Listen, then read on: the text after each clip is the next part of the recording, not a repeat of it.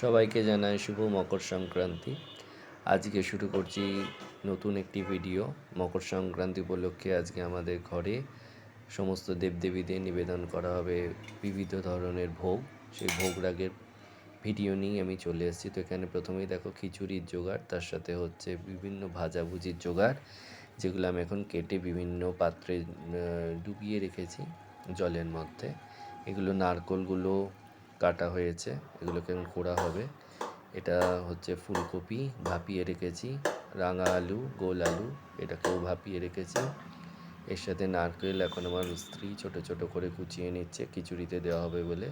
আর নারকেল অনেকটা কোড়ানো হয়েছে। এখানে ডাল সেদ্ধ হয়ে আছে, আর এখানে ইন্ডাকশানে এখন খিচুড়ির ডাল সেটা সিদ্ধ হচ্ছে। এখানে প্রথমে করে নেব হচ্ছে একটু তেজপাতা তেলের মধ্যে দিয়ে, সে তেলটাকে একটু যাতে সুন্দর গন্ধ হয় সেরকম গন্ধ করে নিয়ে তার মধ্যে এবার খিচুড়িতে দেওয়ার জন্য যে আলুগুলোর মধ্যে আমি হলুদ এবং কাশ্মীরি লঙ্কার গুঁড়ো এবং নুন মাখিয়ে রেখেছি, সেটাকে এবার আমি এখানে ভেজে নেব। ভেজেই খিচুড়ির মধ্যে দেবো। খিচুড়ির মধ্যে অলরেডি আমার এখন কড়াইশুঁটিগুলো দেওয়া হয়ে গেছে। কড়াইশুঁটির মধ্যে ফুটছে, এবার আলুগুলোকে আমি ভেজে নেবো একটু লাল লাল করে, দিয়ে তার মধ্যে আমি খিচুড়ির মধ্যে দিয়ে দেবো। তার সাথে ফুলকপিও আমি ভেজে নিচ্ছি আলুর পরে। ফুলকপি কিছু এতে দেবো, আর কিছু ফুলকপি হচ্ছে আমি মায়ের এমনি ভোগের মধ্যে দেবো। খিচুড়ি প্রায় আমার সেদ্ধ হয়েই গেছে, চালও সেদ্ধ হয়ে গেছে, আমার স্ত্রী চাল দিয়ে দিয়েছিলেন, তো সেদ্ধ হয়েই এসেছে। এখানে একটু ভুলভালভাবে ক্যামেরা এক হাতে নাড়াতে গিয়ে হয়ে গেছে। তো এবার এখানে আমি নারকোল ভেজে নিচ্ছি খিচুড়িতে দেওয়ার জন্য, তাছাড়া নারকোল ভাজাও দেওয়ার জন্য। এর মধ্যে আলু দেওয়া হয়ে গেছে, আলু দিয়ে এবার নেড়ে নিচ্ছি ভালো করে। আর এখানে নারকোল ভাজা হচ্ছে, এখানে ফুলকপি ভাজা হয়ে গেছে।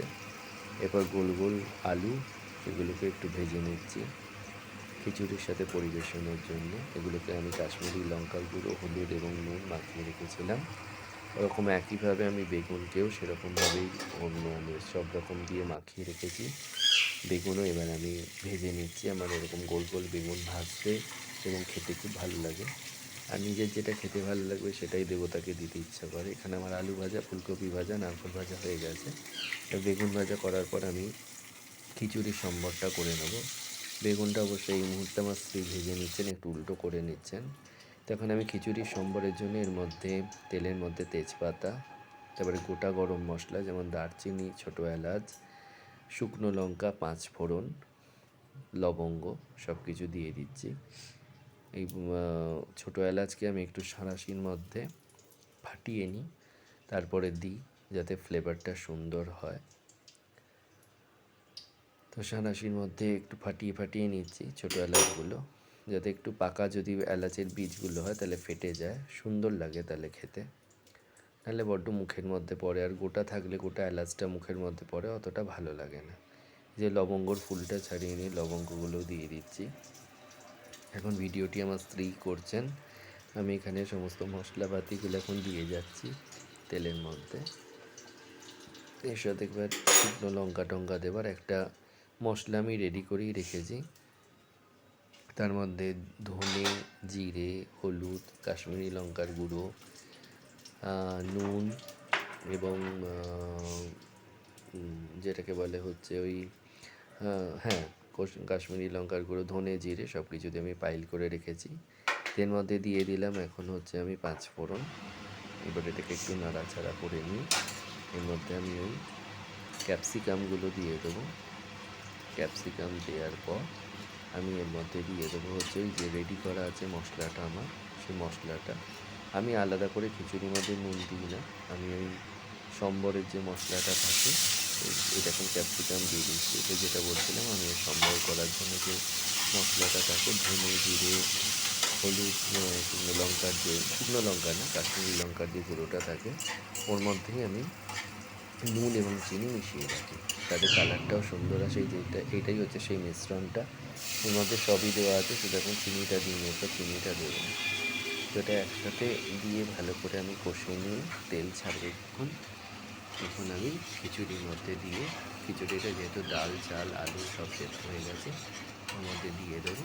দিয়ে ভালো করে নাড়িয়ে চাড়িয়ে খানিকক্ষণ ঢাকা দিয়ে তারপরে দিয়ে দেবো, ঘি দিয়ে দেবো। এখন এখানে আমি একটু শাকটা ভেজে নেবো। শাক ভাজার জন্য শুকনো লঙ্কা, কালো জিরে সব দিয়েছি। পালং শাকটা দিয়ে দেবো। পালং শাকটা দিয়ে একটু পোস্ত দিয়ে ভাজবো, এটাই ভেবে রেখেছি। এবার তেলে যাতে ফোড়নটা মানে দেওয়া হয়েছে, যাতে গন্ধটা যতক্ষণ না উঠছে ততক্ষণ দেওয়া যাবে না।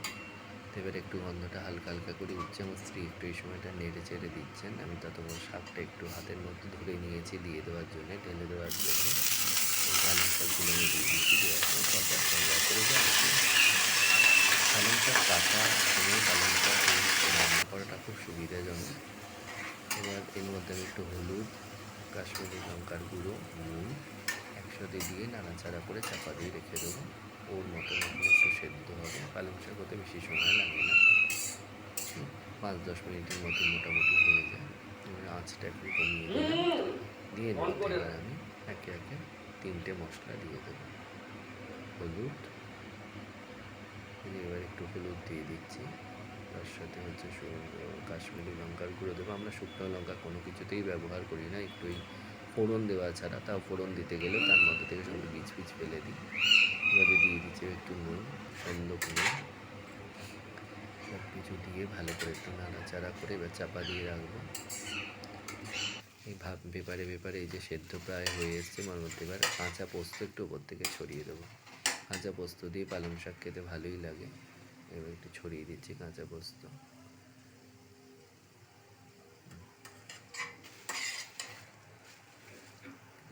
কাঁচা পোস্তর একটা খুব সুন্দর গন্ধ, কিন্তু পোস্ত যেভাবে দাম বাড়াচ্ছে সরকার, পোস্ত আর কদিন খেতে পারবো বা খাওয়াতে পারবো যথেষ্ট সন্দেহ হয়ে যাচ্ছে। এবার দেখো আমার খিচুড়ির মশলা হয়ে গেছে।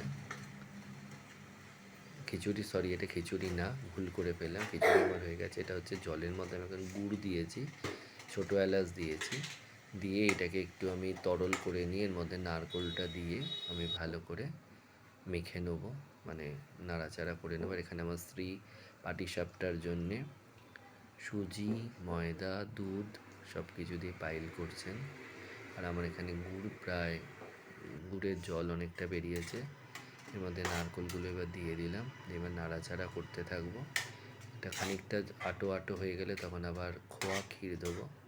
খোয়া ক্ষীর দিয়ে এটা হচ্ছে না ওই পিঠের পুর তৈরি করব, তার সাথে হচ্ছে একটু নাড়ুও তৈরি করব। যেহেতু দেবদেবীদের আমাদের ঘরে যারা আছেন তাদের একবারই অন্নভোগ দেওয়া যায়, তাই প্রথমে একটু পাটিসাপটা করে নিতে হবে। এই যে খোয়া ক্ষীর দিয়ে দিলাম, পাটিসাপটা করে নিতে হবে, সেটা সন্ধ্যেবেলা শীতলের জন্যে। তারপরে বাকিটা এবার পিঠে করতে হবে, চাল পিঠে করা হবে, তো ভাজা পিঠে হবে, দুধ পুলি হবে, সেই পিঠে নিবেদন করা হবে। আমরা এতদিন কেউ পিঠে খাইনি, আজকে আমাদের ঘরে সমস্ত দেবদেবীদের পিঠে নিবেদন করার পর আমরা পিঠে খাবো। এখানে দেখো আমার খিচুড়ি কমপ্লিট হয়ে গেছে, খুব সুন্দর, একদম বলতে নেই মায়ের আশীর্বাদে খুব সুন্দর হয়েছে খিচুড়ি, সব রকম মশলা টশলা দিয়ে খুব সুন্দর হয়েছিল। সত্যি মায়ের ভোগের পর যখন প্রসাদ পেলাম সত্যি ভালো হয়েছিল। এবার একটু নাড়ুও করে রাখলাম, মাকে এই নাড়ু সন্ধেবেলা নিবেদন করা যাবে, তারপর শীতলেও নিবেদন করা যাবে। এখানে ভাজা পিঠের জন্য রাঙা আলু, গোল আলু সব কিছু মেখে রেখেছি মুগ ডাল দিয়ে। এখানে হচ্ছে পিঠের সমস্ত পুরের ব্যবস্থা করা আছে, এখানে কড়াইতে তেল দিয়ে নিয়েছি। এবার আমার স্ত্রী প্রথমে ঠাকুরের জন্য কটা পাটিসাপটা করে নেবেন, এই জন্য পাটিসাপটা করছেন, এটা উনি খুব ভালো করতে পারেন। পাটিসাপটা করে নিচ্ছেন খুব সুন্দর নিখুঁতভাবে, উনি ওল্টান। সত্যি আর্টটা আমার আসে না, আমি একটা চেষ্টা করতে গেছিলাম, কেমন একটা টেরা ব্যাকা হয়ে গেল, তারপর আর আমি করিনি। আমি বরং ওই সময়টা ওই ভাজা পিঠের জোগাড়টা মানে মেখে রাখছিলাম, চালগুঁড়িটা দিয়ে বাকি সব কিছু মেখে রাখছিলাম। তো এখানে পিঠেতে পুর ভরে নিয়েছি, দিয়ে পিঠে একদম তেলের মধ্যে ছেড়ে দিয়েছি, এটা নেড়ে দিচ্ছি এখানে। আর এখানে দুধ পুলির জন্যে দুধের মধ্যে ছোটো এলাচ তেজপাতা দিয়ে ফোটানো হচ্ছে, এটা একটু ক্ষীর হবে। তখন এই যে আমার বউ ওটার মধ্যেই করে রাখা পিঠেগুলো দিয়ে দিচ্ছেন, যাতে ওগুলো দুধের মধ্যে সেদ্ধ হয়ে যায়। দুধ পুলি, ভাজা পিঠে, পাটিসাপটা, এই তিনটেই নিবেদন করার জন্য এই যে আমার দেবতাকে নিবেদন করার হয়ে গেছে। খিচুড়ি, আলু ভাজা, বেগুন ভাজা, পালং শাক ভাজা, নারকেল ভাজা, ফুলকপি ভাজা, তার সাথে হচ্ছে ওদিকে দুধ পুলি, ভাজা পিঠে, পান আর নারকেলের জল। এটা হচ্ছে আমার মায়ের ভোগের থালা, এটা হচ্ছে ঠাকুরঘরে থাকা বাকি সমস্ত দেবদেবীদের ভোগের থালা, একই সব কিছু। এবং আমার পুজো করার পর দুপুরবেলা কর্পূর দিয়ে আরতি করা আমার হয়ে গেছে।